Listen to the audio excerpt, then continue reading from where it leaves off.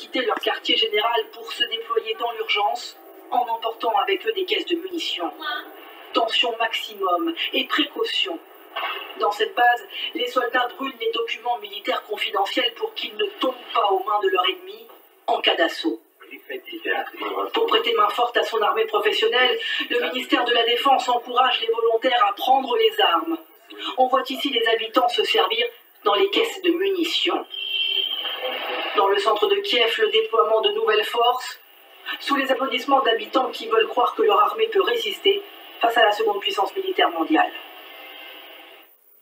Et justement, on va se pencher sur l'état des forces en présence avec vous, Nicolas Carvalho. Quelle est donc l'avancée des troupes russes dans le pays à l'heure où on parle? Les troupes russes, elles avancent progressivement un peu partout en Ukraine en attaquant d'abord les villes frontalières à l'est vers le Donbass, au sud près de la Crimée, ou encore au nord par exemple cette ville de Tchernihiv, théâtre d'affrontements depuis hier, de bombardements de la part de l'armée russe qui cherche à obtenir un accès vers la capitale Kiev. Et regardez ces bâtiments officiels en feu.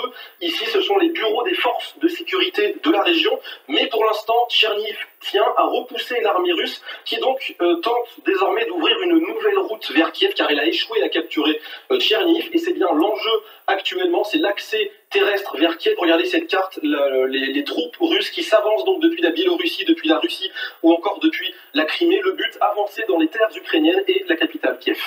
Et justement, oui, parce que Kiev, c'est un point stratégique évidemment pour cette offensive russe. Oui, c'est le point brûlant, notamment l'aéroport militaire de Gostomel au nord-ouest de Kiev. Les troupes russes qui s'en sont approchées, qui l'ont attaqué, qui l'ont prise même hier avec leurs hélicoptères, malgré une contre-offensive de la part de l'Ukraine. Un point stratégique qui pourrait offrir une porte d'entrée idéale pour les troupes aéroportées russes pour pouvoir après envahir Kiev. Un autre théâtre d'affrontement dans les environs de Kiev, c'est au nord, ici à l'embouchure du fleuve Dniepr, plus précisément à Vyshgorod. Regardez les hélicoptères de combat russes qui lancent des missiles depuis hier. En tout cas, les troupes russes se rapprochent, les troupes terrestres se rapprochent. Regardez ces images capturées par un habitant vers Dimer. Regardez des soldats, des troupes au sol qui s'avancent à quelques dizaines de kilomètres de la capitale.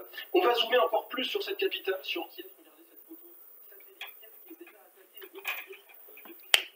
Bienvenue sur la chaîne Femme Leader TV, Bandekonangai.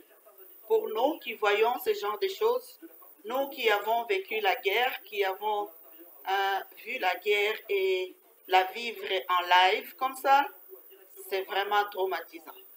Très traumatisant pour nous autres. Continuez de vous abonner, chers frères et sœurs.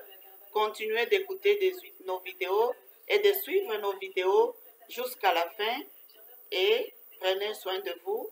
Merci.